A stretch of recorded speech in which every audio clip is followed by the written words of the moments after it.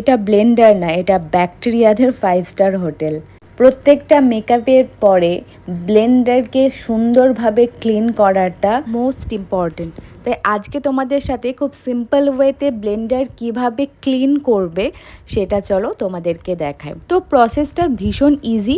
হালকা গরম জল নেবে, গরম জলের মধ্যে একটু শ্যাম্পু অ্যাড করবে, তারপর সেটাকে ভালোভাবে মিক্স করে তোমার ব্লেন্ডার বা ব্রাশ তার সাথে পাফ যেগুলো তুমি ক্লিন করতে চাও 5 মিনিট মতো ডুবিয়ে রাখবে। এবার আসছি মোস্ট ইম্পর্টেন্ট স্টেপে, নিতে হবে একটা সাবান। এবার দেখো আমি যেভাবে করছি, এই ভেজা ব্লেন্ডারটাকে ততক্ষণ সাবানে রাব করবে, আর যত এর মধ্যে মেকআপ থাকবে সেটাকে কুইজ করে সেটাকে বের করে দেবে।